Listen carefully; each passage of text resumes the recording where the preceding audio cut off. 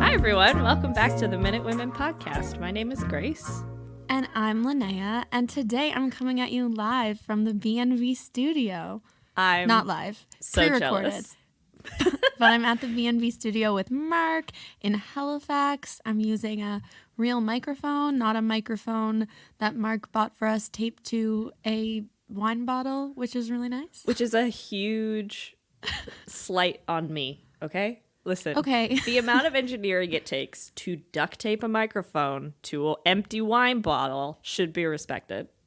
I still have mine. Mine traveled with me from Lunenburg back to Halifax. So this should be like, I love when podcasts make like little enamel pins or something. Like those are like my favorite kinds of merch. A wine bottle and with a mic like duct tape to it. 100% is one of our staples now, thanks to 2020. Yeah, the whole year. The whole year's been a rough one, though. The whole year deserves a drink already, and it's only 6 months through. Yeah, not even. I love it because every year for the past probably 5 years has been, ever since the Trump election, has been like, wow, this year was terrible. Next year, hopefully it gets better. But every year is just like really like piling up on top of each other. Not just, I mean, like Minute Women, Grace and Linnea, we are thriving as individuals on a podcast. But the rest of the world, everything else is just on fire. Yep. Which is great. Love that for us. Anyways, do you want to hop into the minute? Yeah, I want to know, what are we learning about today? What fun Canadian facts do I get to hear today and make fun of and not understand? So this week we're going to do the Andrew Mynarski Heritage Minute. I have no idea who that is. Perfect. I think this one would be better without you knowing fully what it is going into it. Okay. Because it's like a story that unravels in an interesting way. Yeah, okay. It's kind of a newer one. It was like one of those 2005 ones that came out. So I think, it'll be better if we just kind of dive into it. Of course, if any listeners want to go watch it, there will be a link to it in the bio of the episode, or you can probably just Google it up and find the Andrew Mynarski. Is Mynarski phonetically spelled? Like, does it? Because to me, that sounds like it could have like a silent G in it. I don't know. No G's. It is spelled with a Y, though, in the... Mynarski. So, Mynarski. Oh, not where I thought the Y was. Ki. Yeah. Okay, no. It's Polish. It's Polish. It's Polish. Spoiler alert for the episode. It's Polish. I don't think we've done a Polish one yet. I don't think we have either. Okay, so we're... All right, so tell me about this Polish man. Yeah, let's get into it. So, Andrew Charles Mynarski was born in Winnipeg, Manitoba on the 14th of October, 1916. So, to his close friends and family, he was known as Andy. So, you know what? We're going to call him Andy, too. We're his close friends now. We're his close friends / family. Andy it is. Andy it is. So he was a first-generation Canadian, with his parents both being recent immigrants from Poland. He was the oldest boy in the family, and it was a big family. He had 3 sisters and 2 brothers. Okay. And so he grows up in North End, Winnipeg, and he had a fairly typical childhood. He attended King Edward and Isaac Newton elementary schools, which... Wow, big names, big shoes to fill. Yeah, I love that, like, there's an elementary school in Winnipeg named after Isaac Newton. It's just like, right? Let's just pull him like a name out of a hat of like cool guys. Isaac Newton it is. Cool white guys. That'd be like us having like a Benjamin Franklin elementary school. It's just like, in like Dartmouth. Just like, why? Still like personal ties, but I mean, who doesn't want to be Benjamin Franklin? Who doesn't think that guy is cool? Who doesn't? Like the kites and stuff. Kids love kites. Electricity. He had a sweet haircut. Yeah, he did. Sure had that going for him. Yeah, and we all want to make money. $100 bills. That's like the quarantine cut now. Benjamin Franklin's haircut. Yeah. That's what we've all succumbed to. Yeah, so he's like attending schools, but tragedy strikes the Mynarski family when Andy is pretty young. Of course it does. When he was 16, his father passed away. So I don't know how he died. But as the oldest son, that means Andy had to take on the burden of being the breadwinner for the family. But, you know, doing the Minute Women podcast, when you say tragedy strikes, like, I assume the worst. Like, I assume Andy has lost a leg and then his entire family has been murdered. So just that the dad died, I mean, like, at this point in doing these podcasts with you, that's really not... And they had, like, a solid 16 years together, you know? That's like, tragedy I can deal with. I wholeheartedly love that that's how this is for you. Like, you see the past through the opposite of rose-tinted glasses. Like, everything is horrible. So, yeah. The past is a terrible place. It's a terrible place. Don't time travel. Terrible things happen. So, Andy's got to go start Les Mising himself. He's like, man, it's like, I got to start bringing in money for the family. So he takes on an after-school job as a chamois cutter for a furrier, which is like a furrier cutting leather for like a leather shop, essentially. All right, not a job like you would at have a tannery, today, probably. Yeah, kind of. It seems like it's like a specific kind of leather, like more like suede, essentially. Okay, I guess it would be used more in like fashion than in like tools, I guess. Right. Okay. So this income was the main source of income for the family, and it supplemented Andy's mother. So he's not only going to school, like he's still in school, but he's now also supporting the family. Meanwhile, right, with a bunch of younger siblings. He has like an older sister, but he is the oldest boy, which it's the past, so that's the way it works. It's the best. She's at home knitting. Yeah, it's fine. It's so he's still going to school. He's attending St. John's Technical School, and he graduates. So I always think that's great. It's like you managed to like stay in school despite all of that. Look at this. Like, he's overcome all this adversity already. What are you talking about? This isn't a tragedy. It pushed him to be a better man. It gets worse. Okay, of course it does. Oh, just you wait. I'm ready. So this demand to grow up very quickly, like, you know, you have to go from being like a boy to a man very quickly, impacts him throughout the rest of his life. And he was always characterized as being very strong-willed, very protective, and independent. Oh, three traits I really adore in a man. Is he vulnerable too? Because you know how I love vulnerability. Yeah, there's definitely some bromance in this one. So, I'm excited. We'll get there. So this kind of like attitude he has towards life also impacted his decision to not immediately enlist when World War II broke out in 1939. Interesting decision. So as when the war breaks out, a strong-willed, protective man, this is interesting. Yeah, he's like, you know what? I'm gonna sit back for a second. Maybe I don't want to enlist right away. Okay. Because when the war breaks out, it's at the tail end of the Great Depression. Like, work isn't hard to find. In addition to that, a bunch of young men are now able to be like, hey, I'm going to enlist with all my friends, and it's going to be patriotic and awesome and cool, and we're all going to get to hang out and make money while we're doing it. This is like the best thing ever. In addition, it's World War II. World War I has happened, and people are aware now what war is, you know? It's not I this exciting once-in-a-lifetime opportunity. I feel like by the time World War II happened, if you were alive for World War I, like if you kind of grew up knowing about World War I, you were a bit more hesitant maybe to enlist right away. Yeah, that definitely could have influenced Andy as well. Like, there's definitely still that wave of like patriotic fervor, and it's like, I want to enlist and go on an adventure, but I don't think that was as prevalent. So there's this like sense of patriotism and this security, and Andrew, he feels all of these things, but he doesn't want to just leave his family. So he wants to enlist, but he's like, I can't just abandon my family. Because some of his siblings would still be pretty young probably at this point. Yeah, I don't know what their spread is, but like if you're the breadwinner for the family, even just your mom, like, what's she gonna do? So rather than just signing up for the military immediately, he decides to join the militia. So the militia would give him an opportunity to train at home, but not partake in the war, I guess. Right. Okay. All right. So he still gets to feel his patriotism, just not leaving the family yet. Exactly. So he joins the Royal Winnipeg Rifles, and yeah, so he can do his basic training in Winnipeg instead of getting shipped off. Okay. But ultimately, his goal is to serve, and the war escalates very quickly. Germany had taken France within the first year of the war, and it would be 4 years before Allied troops set foot in France again.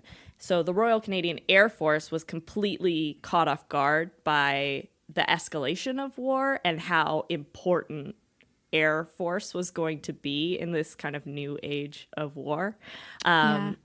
So when the Nazi war machine is unveiled, the Allies are like, oh gosh, we need to build an Air Force right now. And so that becomes... yesterday, we needed an Air Force. We need an Air Force yesterday.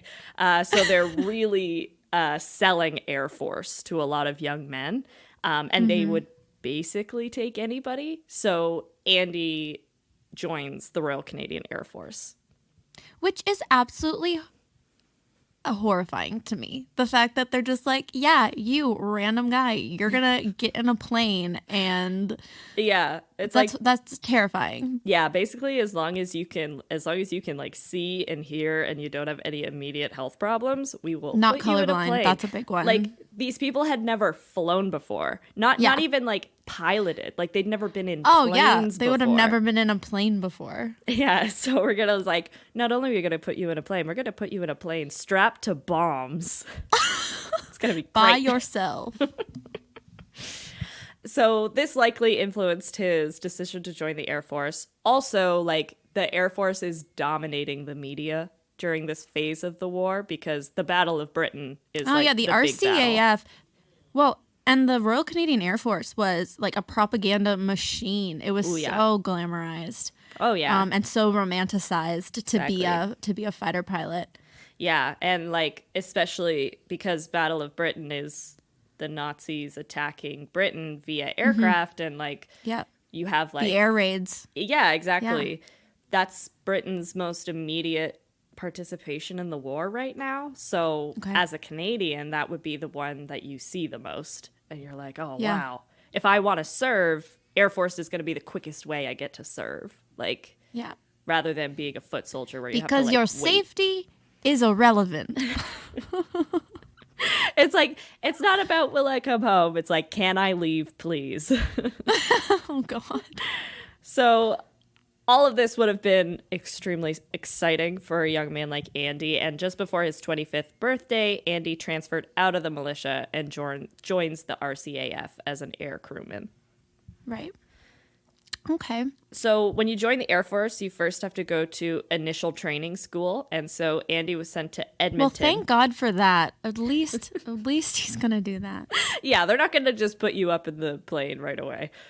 He did have to go to school first. So he goes to the No. 3 Manning Depot, which is in Edmonton. And there he was given a very broad education in navigation, aeronautics, Morse code, and geography. So it's like, what do you need to know when you go up in a plane? 101. Okay, Morse code is a year-long course in the Marine Institute right now. Yeah, and you know what? You need some basic Morse code. SOS. Da-dee-da-da-da. Yes, exactly. So after he finished initial training school, just like all members of the RCAF, you get to like specialize. So initially Canada doesn't have a bomber, but the eventual bomber that they will build and Andy will fly with his crews are called Lancaster bombers. They're a 4-engine plane and they require a 7-man crew to operate. So there's like 7 specialties that you could pick from, essentially. Interesting. What are these specialties? Well, one of them is radio operator. So that's the one you need to know Morse code for. That's important. And that's the one Andy wants. So Andy goes to the No. 2 wireless school in Calgary, but he has a lot of trouble learning Morse code. Yeah, it's hard. Yeah, so he's just like, I'm not good at this, guys. They're like, I don't know if you can be a radio operator if you can't use Morse code. So yes. Morse code is crazy. I just know from being around like boats and stuff, if you have to do the Morse code, like the courses, yeah, they sit you in, one of the tests is they sit you in a completely dark room and someone sits on the other side of the room and flashes a flashlight at you in Morse code. Oh, and like you have in your to, eyes? Like they're sitting across, and so all you see is the flashlight, and then you have to tell them what the Morse code was, like through the flashlight. That's tough. I mean, good. I want people to be good at Morse code. Because that's why SOS, I think I've explained this on this podcast, that SOS doesn't actually mean anything. It's just that it's like dash, dash, dot, dash, our Marconi episode. That was the one. So it just goes over and over and over again. So it's that's why it's the easiest distress signal. Right. Because you can't really mess it up. But the rest of Morse code is so difficult. Apparently Andy could mess it up because he had to be transferred out. He wasn't allowed to be a radio operator. Andy. So instead he was reassigned to the number 3 bomb and gunnery school. So he's going to learn how to use the guns instead of the radio. That does not sound promising for me. I just think as a mother or a wife, I would not want my child or my husband going to the bomb and gunnery school. Bye, that just sounds awful. I'm going to bomb school. Bomb and gunnery 101. Yeah. No. What did you learn today? How to explode. But training here was extremely difficult. One of their training things they needed to do, similar to the Morse code thing you're explaining, they have to be blindfolded and take apart and rebuild their gun. Because the raids that they do are largely at night, so most of the work that they're going to be doing is going to be in the dark. Without vision. Yeah, but unlike radio operating, Andy does very well. He graduates. Good for him. Yeah, just before Christmas in 1941, and he is now an air gunner. Exciting. The training school in this type of work formed really deep camaraderie among the men, so you're really dependent upon the rest of your crew to make sure that, you're safe and you fulfill your mission. Andy was promoted to a temporary sergeant in Halifax with his fellow graduates. Oh. Yeah, so they're hanging out in Halifax. I'm in Halifax. That's where you Mark's are. in Halifax. Andy was here. Andy was here. So while he's in Halifax, he goes through a series of transfers. I think it's mostly just trying to figure out when's the best time to send this crew or this graduating class overseas. But eventually he winds up with Flying Officer Art de Brienne, who is a pilot for one of the planes. So the way it worked, I think, is you have the pilot at the top and then they have their crews. And so, and Andy is part of that crew. Yeah, exactly.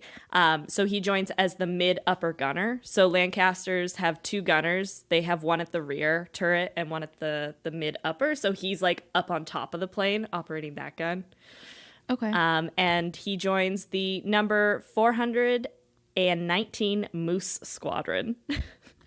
The Moose Squadron. Yeah. I like that. Yeah, so the name Moose, which is used as the squadron's emblem and motto, came from the nickname of the first commanding officer of the squadron, whose nickname was Moose.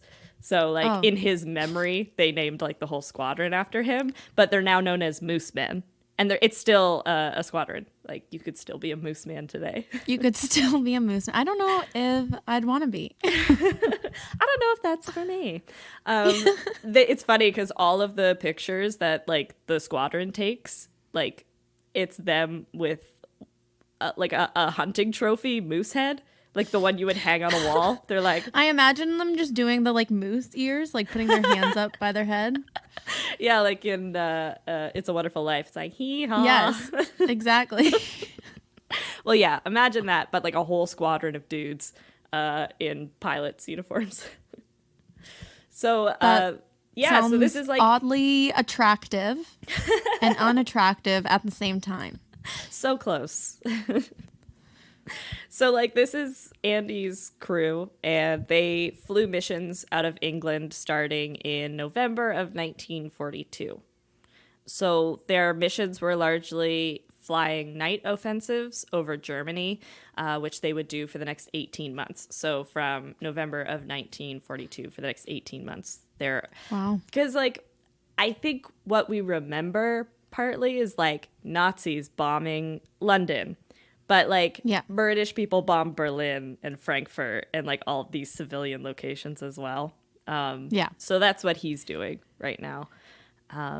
So the missions and the work in general were incredibly dangerous. From January of 1943 to March of 1944, the 419 Squadron was involved in over 200 sorties involving 2,400 crewmen operating, and they lost 59 aircraft. So that's a rate of one in every 40 aircraft is going to go down. That's a big blow. Yeah, aircraft has like the worst survival rate, if I remember correctly, of like Navy, military, whatever. 415 men were either killed or taken as prisoners of war during those 15 months, and that's an average of 4 crews a month. So once a month, 4 of your crews. Now, do they know that? Do the other crews, though, know that? Or is that being, like, shielded from them? No, I think they're pretty aware of the circumstances. Like, have you ever read Catch-22? Yeah. Yeah, I think it's that situation, but Canada. Like, I think people are pretty nihilist and aware of what's going on. But ultimately, what can you do? Yeah. Like, you can't leave. And also, I think you do have that sense of, like, I'm doing it for my crew members. Like, I'm doing it for the people that depend on me. I can't just, like, run. Anyways. So the average crew survival rate was between 2 and 3 months. And during that period of time, you'd be flying about 20 missions. So over 2 to 3 months, you're going to fly 20 missions. And that's the average. After that point, it's probably not going to be together as a crew anymore. Andy, go home. Yeah, it's too late. We're in too deep now. Yeah, these missions would include attacks on military and civilian sites. And in particular, the attacks on German cities were intensifying after October 1943. So more than 100 crews were regularly sent to bomb cities like Frankfurt and Berlin. And in 1944, the number 419 began flying the Avro Lancasters, which were manufactured out of Ontario. So those are the planes that they wind up flying. They were flying different models before that, but I don't know. I don't know if that's particularly exciting for people. If you're an aircraft nut, I apologize. I was going to say someone is listening and going, "Wow, that's exciting." There's one guy who's typing out a comment right now. It's like, "Why didn't you talk about the whatever model of plane that they were flying beforehand?" Yes. Also, and this is even a nerd calling out a nerd, so I'm sorry. And even though, Grace used that voice, we respect you. We see you. Please send us a direct message. Yeah, you are seen. You are heard. I apologize. Sorry, not sorry. So in the aftermath of D-Day on June 6, 1944, the missions of the number 419 began to shift towards supporting the invasion forces. So now there's like a goal. Like, we've got men on the ground in France again, and we've got to protect them as much as possible. So they were attacking railways that were feeding the German forces. So basically just trying to cut off the supply lines of the Germans as much as possible. Trying to make it difficult. Yeah. So on June 12th, 6 days after D-Day, the Moosemen were called to the briefing room for that night's mission. And it would be the mission that changed Andy's life forever. Oh, dear. Oh, dear. So the target was railways. I'm not ready for it to go downhill yet.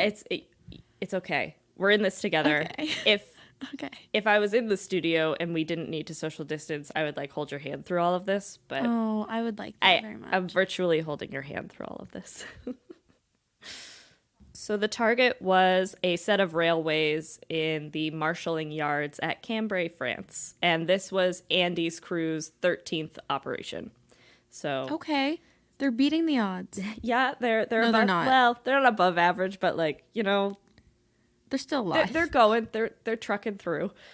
So at 1900 hours, 16 Lancaster aircrafts from the Moose Squadron were detailed to attack at a low level of just 2,000 feet. Weather conditions were favorable, and takeoff was scheduled for 21:30, and the target was expected to be reached at about 25 minutes after midnight. Okay. So Andy's crew started to prep for their mission. They're waiting in the grass field. So the crew is composed. Our team today is Art de Brienne, so he is the pilot. Right. Navigator Bod Bodie. Air bomber Jack Friday. What a name. These are some names. I bet Jack Friday was either a total like nerd or he was really, really hot. Like it's one or the other with a name like Jack Friday. Yeah, exactly. Wireless operator Jim Kelly, not the quarterback, but he's here too. Flight engineer Roy Viggers, rear gunner pilot Pat Brophy, and then Andy at mid gunner. So those are our boys. That's our crew. Those are our boys. Andy was particularly close with rear gunner Pat Brophy, and they sat in the grass together as they're waiting, and Andy found a 4-leaf clover, and he turned to Pat and said, "You should have it, Pat." Oh, Jesus. So we've got some symbolism going on. It's their 13th mission. Unlucky number. We might call that foreshadowing. We've got a 4-leaf clover. Yeah. So the mission started 14 minutes late, taking off for Cambrai at 21:44. After an hour and 20 minutes in the air, the intercom crackled to life. Pilot Art de Brienne informed the crew that they were halfway there and it would be another 80 minutes before they reached their target. All right. Also, like, the wait would kill me the most, I think. Like the waiting, yeah. Yeah, you're, like, in the plane and you've got to wait, like, I guess, like, it would be almost 3 hours to reach the destination before you actually do anything. Like, I can't do that. I'm so bad at, like, that waiting thing. Ugh. Well, that suspense and that unknowing. Ugh. Yeah, and like I know they're trained for it to some extent, but like 2 years ago, he's just like a normal kid, and now you're in like the turret. suspense right now is killing me. So. And that's the end of the episode. Stay tuned for part 2 next week on Minute Women. I quit. I quit. So Andy replied to the intercom saying, "Thanks, no rush." It's like, that's funny to me. It's like, they've got 80 minutes and he's like, "Thanks, no rush." So by 23:15, bomber Jack Friday reports that he can see the enemy coast ahead. As the squadron approaches the French coast, the sky became illuminated with spotlights and the flak that was starting to fly towards the aircraft. So, like, that's what they're shooting at the planes. And I was going to say, for anyone who doesn't know, that's 11:15 p.m. So it's nighttime.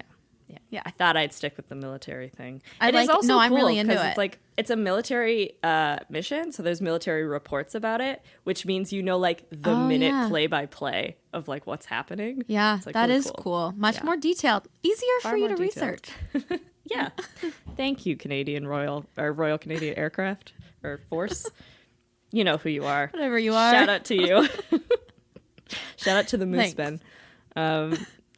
So by 23:35, Brophy was suddenly blinded by the light of a spotlight illuminating the aircraft from below. So like he's at the rear of the plane, so his turret actually like looks over the ground, and so he can like see the whole spotlight trapping them. And oh no. Then there was another spotlight and another spotlight. And so this is called coning. So the aircraft is being coned by 3 German spotlights, which are tracking it through the sky. So immediately, Art executed a corkscrew maneuver to evade the beams, and they managed to escape the lights. But the crew was uncertain if they were like truly invisible again. It's like, okay, they're not, the spotlights aren't on them, but we don't know if they can see us or not. Yeah. Yeah. Scary. Not fun. Not a good time. I'd be crying. It's like, all right, we're basically at a 6-man crew because Linnea is crying in the fetal position on the floor. We've lost our rear gunner. Yeah. It's an 8-man crew, and this is our, like, emotional release valve. Is, like, this one person who's just here to be, like, emotional about everything. Yeah. So nevertheless, the crew continues to fly, and they begin approaching the target with the coastal defenses behind them. So they've managed to like pass the first row of defenses. the plane began descending to the target 2,000 feet altitude, which was required for bomb runs. So, like, it is really low, but they need to be that low to accurately hit any targets. Okay. And Andy, as the mid-upper gunner, had a full view of the night sky and was keeping watch for enemy fighters. So, like, part of his responsibility is he has, like, a full range of what the plane can see from above. And he's trying to make sure there's no other planes coming to attack them. Sounds like a terrifying job. Okay. Yeah. It was Pat Brophy, however, who spotted the Ju-88 that was approaching them from the rear. So that's a German plane. And he warned over the intercom at 5 minutes after midnight, bogey astern, 6 o'clock. So that's his call to the crew. Art again corkscrewed to evade the night fighter, but the Ju-88 reappeared below them. He's coming under us, called Pat over the intercom. The enemy plane fired upwards at the Lancaster, and it was hit 3 times with 20 millimeter shells. The port engine was destroyed, the fuel tank was on fire, and a fire broke out inside the rear fuselage, and the plane was going down. And this is like the meme, you know, when the dude's like sitting at his kitchen table and everything's on fire. Yeah. Yes, the dog. Fine. And the dog's like, this is fine. Everything's fine. Like if this is just your job, like, it makes me understand why there's so much like black comedy about being particularly a soldier in the Second World War. Like, I think of all of the like movies and stuff. And books. Because I have to think as well, like, at this point, is that the consensus? Like, oh yeah, we've been hit like however many times, but like everything's fine, like relatively. So these guys are like, oh no, this plane's going down. Okay, they're not fine. They're not fine. Good to know. They're not fine. Good to know. I feel better. They're aware. So pilot Art de Brienne ordered his crew to bail out at 13 minutes after midnight. Okay. And exiting the plane devolved immediately into chaos, which, like... Of course. So we're gonna, like, obviously, all of this is tragic, and I am not laughing at, like, the circumstances that are taking place. But again, like, this would make such a good black comedy, like, everything that takes place. It's just, like, there's so much foreshadowing. Yeah, the potential for satirical comedy with World War II is really high. You have a guy named Jack Friday in your crew. Yeah. Like, you can't make that up. No. Hence the movie Jojo Rabbit having such success. Exactly. But, exactly. Like, this story would fit that so well, I think. Yes, just know that we might be laughing, but not it's at them. At the circumstance. Yeah. It's like... As opposed to the actual people. Yeah, it's like either you laugh or you cry. So... Yeah. So let's laugh. Let's laugh and not cry. So at the front of the Lancaster, Jack Friday attempted to open the forward hatch, but the high winds thrusted the hatch into his head and knocked him out. It's just like... Excellent start. First dude in line. Out cold.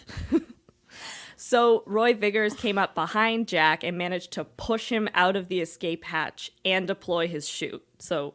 Jack shit, we're in the air. We're not landed. No.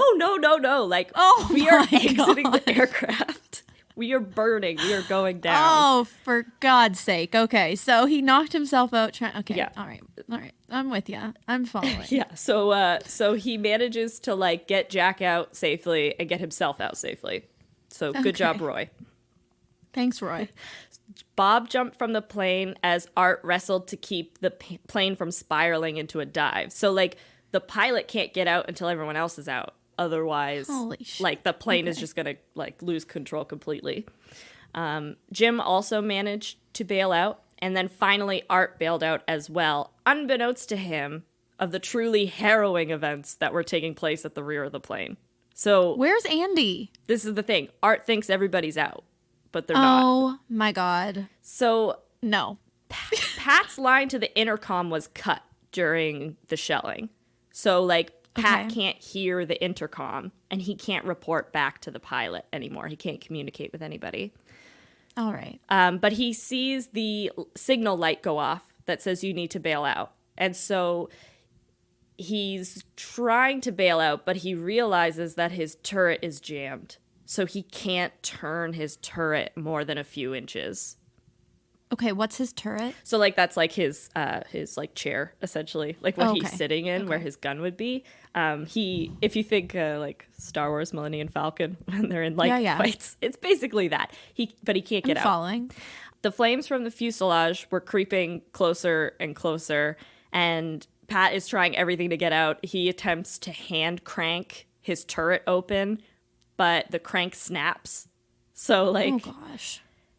Andy, meanwhile, manages to get out of his turret, and he's reaching the rear door to bail out. But at the last minute, he glances over and notices that Pat is and he stuck. notices Pat's there. Oh, his buddy. Gosh. Okay. So, no. Without hesitation. And they're all close. They're all part of this Moose Brothers Club. I don't know. It's so...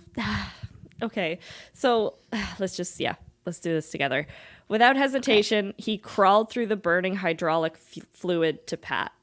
And at this point, Andy's suit and parachute are soaked in fluid and on fire. So, like, because he has to, like, crawl through this, he's on fire, too. But Andy manages to find the fire axe, and he tries to pry Pat's door open. Meanwhile, Pat is screaming. Whilst on fire? While Andy is on fire, he's, like, trying to open the door. And Pat is screaming at him and saying, like, don't try. Go back. I'm done for. Just, like, get out of the plane. Because, like, I have to imagine the feeling of, like, oh, my God, if we both die because, like, I got stuck. Like, you know what I mean? Like, I'm not okay. The viewers should know that. I'm not coping well right now. Pat knew the door wasn't going to budge. Like, he just knew it wasn't worth trying. And so eventually Andy reluctantly crawls toward the door, and he managed to turn back to his friend one last time, salutes, and says, "Good night, sir," as the pair's tongue and cheek nightly sign off to each other. So they would, like, jokingly say, "Good night, sir," whenever they would say goodbye to each other. And then he bails out of the plane. Okay. All right. Stuffing the emotions back where they belong, deep down inside. Not for the rest of the world. Okay, continue. I'm ready. So Andy's descent to the earth was rapid. The burnt parachute and shroud lines could not hold Andy's weight, and the impact on the earth was heavy. So it's a really rough landing. French farmers spotted him falling from the sky and stated that it looked like a burning candle in the night. So, like, they can see this, like, fireball falling. Okay, that sounds horrific. All right. Farmers approached him, and he was alive, though severely burned. And they had no choice but to take him to a German field hospital, where in the following hours he would succumb to his injuries. And Andy Mynarski died on June 13th, 1944, and was buried in a nearby cemetery. He was 27. Andy died. Grace. So the 4 crewmen who managed to escape the plane all survived. Yeah. Bob, Jim, and Art were all hidden by the French underground. And shortly after the crash, they were returned to England. Roy and Jack landed safely, though Jack is still unconscious because he hit himself with a door. And they were captured by German forces. They became prisoners of war until American troops liberated their camp. So they survive as well.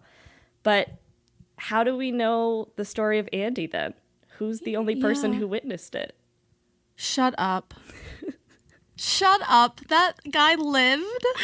So Pat Brophy, after Andy left the plane, was all alone in the burning aircraft that was careening towards the earth. He started reciting Hail Mary, full of grace, over and over again, like a good Catholic, as the Lancasters... Like a good Catholic boy. Good Catholic boy.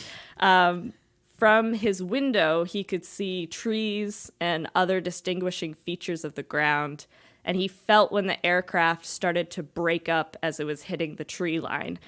And then he could feel that he was still trapped in his turret, but now he was flying in a different direction than the rest of the aircraft. So, like, his turret becomes detached from the rest of the plane. Oh, my gosh. Eventually, his turret comes to sit on the ground. And Can you imagine, like, the world's worst amusement park ride? Exactly, yeah. It's like, this would be fun in other contexts. Yeah, right? It's like, and now your seat detaches and you are free. So once the turret is sitting on the ground, he feels the earth shake twice as the bombs that the Lancaster was carrying explode. So, like, it's a good thing that he becomes separated because the bombs that were on the plane, like, explode and detonate, obviously. And then he fell unconscious. So when Pat woke up, he took stock of his body, and somehow he had managed to avoid any major injuries. So he's like, That's got insane. no broken limbs or anything. He was lying in a small ditch with no water.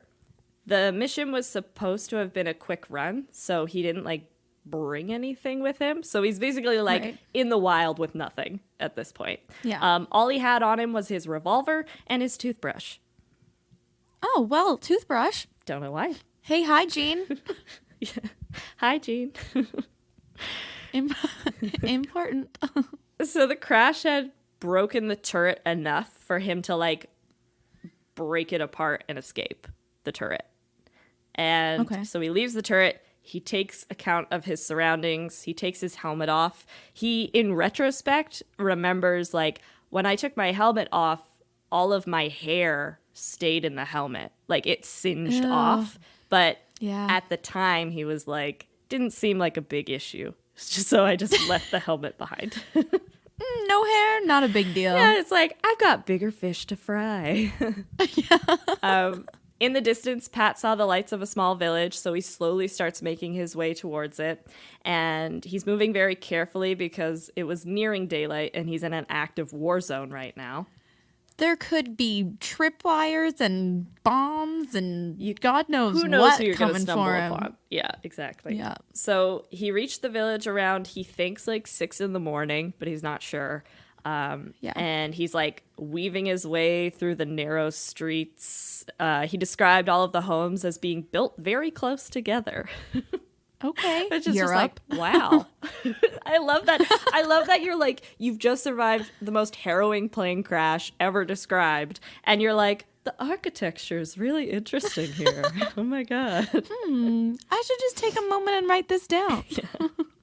So from around the corner, he hears the approaching steps of what sounds like marching soldiers. And so he like steps back into one of the sunken doorways of the houses. He draws his revolver, but then suddenly the door opens and the strong arms of a man wrap around his neck, covering his mouth, and yank him into the house. Oh, God. The man spoke English and told him to be quiet. Good sign. Yeah. Good. These are good signs. Good signs. And he informed him that he was a member of the French resistance, the French underground. Oh my gosh. I'm so happy right now. The this right is the doorway first good to thing pick. I've heard Yeah. in like an hour. Yeah. This is the best news. So Pat spent his days hiding, and he said that it was really boring and really slow. Essentially, the man is like, we're going to save you, but we need like the right time to like Boring get you and out of slow. here. I'd be like, thank God I'm alive. And he's just Thank like, oh, God yeah, I was they're kind of boring bored. and slow. Like, Yeah, right? if anything What more were do you happening. want? Do you want to fly out of a freaking plane again after you watch your friend burn to death trying to save you? My God, ungrateful. Come on, Pat. So he became more acquainted with the man who had saved him, and he like went over with him what the mission was and how it kind of like seemingly ended in a nightmare. Like, I do think it's good that he has someone he could talk to about it in the immediate aftermath. That's good. That's probably the best thing. Yeah, and and he doesn't know what's happened to anybody. Like, he doesn't know Andy's and I feel dead. like He doesn't know what happened to his friends at all. Yeah, and that's a big thing about World War I and World War II and war currently is that people come back and, you have PTSD because you come back and you try to ignore it and not talk about it. I feel like he had just like this very lucky moment that he was there and had the time to kind of talk about it. Yeah, definitely. And yeah, like just being able, like you said, like just being able to like talk about it in the immediate aftermath has to be helpful. At least to just process it and like be like, okay, this is what happened. So he became acquainted with how the underground worked, and he was told there was a plan in motion to get him back to England. So the man that saved Pat took him along the first leg of the journey. So by night, him and this guy are like walking outside. this big man. I imagine. They don't describe him really other than his strong arms, but... So I'm just imagining this like Hagrid-esque man. It's always Hagrid. Walking with this little Harry Potter-like soldier. I was thinking, who's the villain in Beauty and the Beast? What's his name? Oh, Gaston. Gaston. Yeah. Or Vin Diesel. Maybe more like a Vin Diesel. Yeah, exactly. Big arms. So eventually they meet up with another man, and this guy is going to take Pat on the second leg of the journey. And then they meet up with a third guy who takes him on the third leg of the journey. So essentially he's like moving on through a chain of safe houses to like eventually reach the coast. Okay. And still, so they're not in France though right now, or are they in France? So they're in France, yeah. Okay. And all the while they're sleeping during the day and then walking at night. So a lot of walking. Okay. He said he was unable to like figure out the names of the guys who helped him, but I imagine there was probably also a policy of like not telling them your real name. That's totally my own assumptions, but it's probably for security purposes that you don't tell people your name. Yeah. So Pat is going along, and then eventually he like smells salt water, and he's like, "Oh, we're at the coast. We're like getting near the end." So they stayed on the beach basically all through the day, all through a good chunk of the night, because they don't want to be spotted. And this would be like a hot spot for combat at this point, I imagine. Yeah. And then eventually they start walking towards the water's edge. And he said it seemed like forever, but eventually he sees like he can make out a boat coming towards him. Okay. So Pat is now on the boat. This is so epic. I know. This is a movie. I know. I felt like I was like, I know this is the Andrew Mynarski Heritage Minute, but like, how do you not talk about this dude's story? This is all about Pat. This is like, Pat is our like awesome side character out of all of this. Pat's the narrator. Yeah, exactly. He's like, it's his perspective really on all of the events that's taking place. Pat's like, oh, that guy in The Great Gatsby. Yeah. What's his? He's Tom? not Gatsby. Todd? He's, the author guy. Yeah. The author guy. Nick. Okay. Thanks. So Pat, he's like on the boat now. Eventually he meets up with a second larger boat that took him all the way back to England. And essentially an Englishman guided him to the drop-off point and like left him and was like, all right, bye. You're home. You're in England. You're in England. Oh my God. Can you imagine? Yeah, they drop him off close to his base though. So at least it's like a nice drop-off. Okay, that's good. So back at home base, Pat immediately went to the nearby pub where he and his buddies had a designated table. So like, rather than going back to like report, you're like, I need a drink. I would too.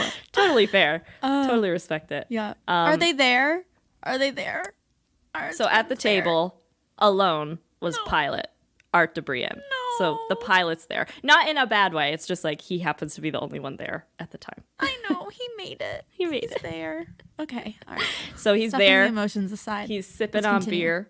And Art looks up and he sees Pat and he's like, it's like he's seen a ghost. Like everyone thinks Pat's dead. And then for sure. Like everyone thought for sure Pat was dead. Yeah.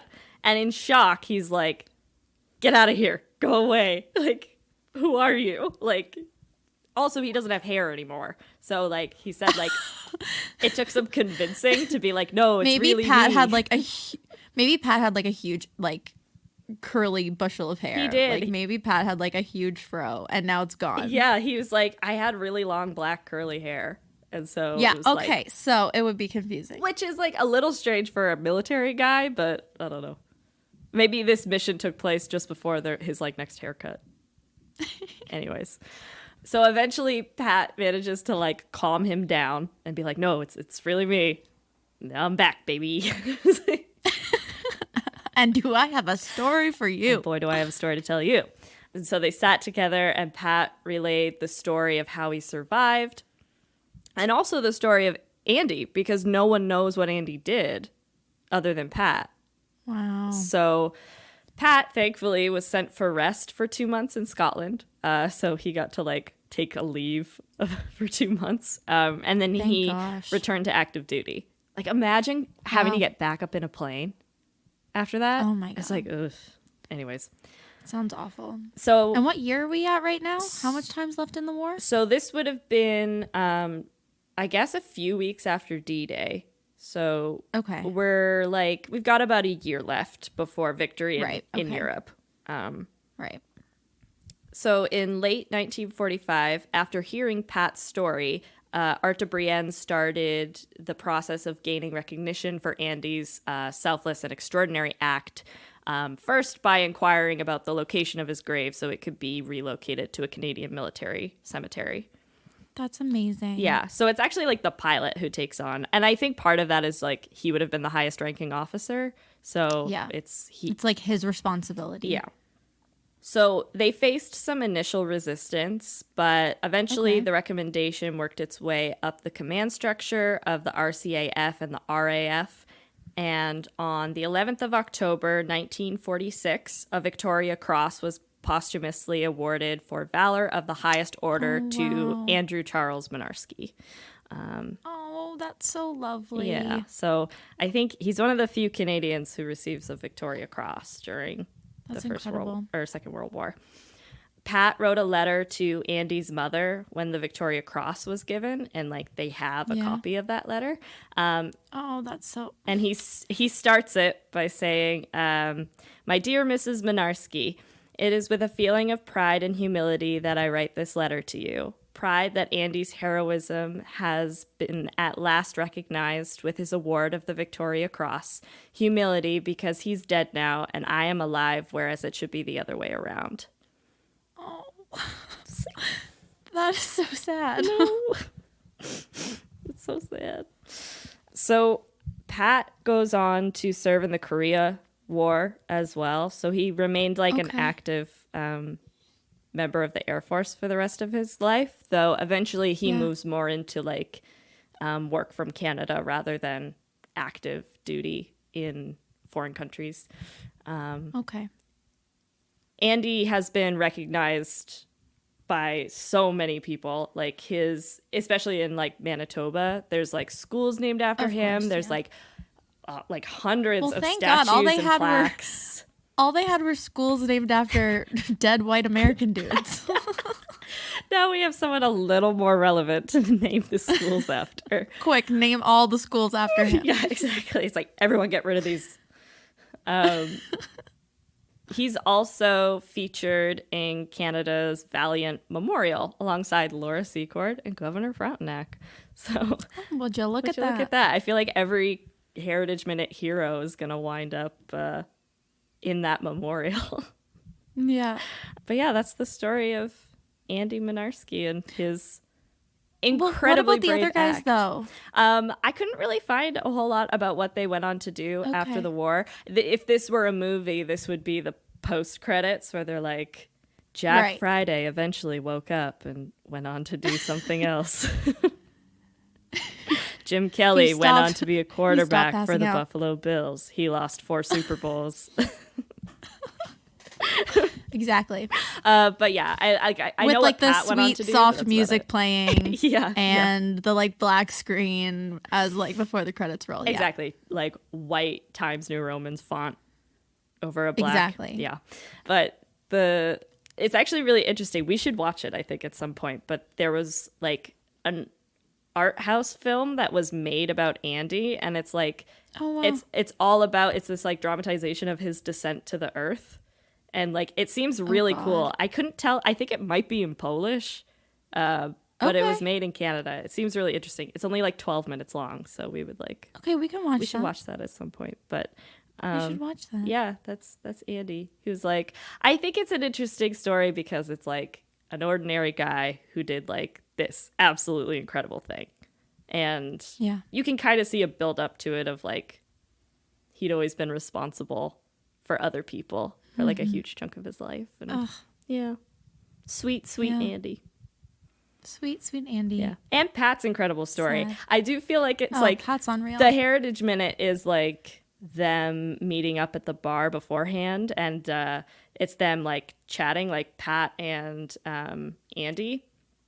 And then their CEO comes in and is like, boys, get ready, you have a mission tonight. And they like turn to each other and they're like, good night, sir.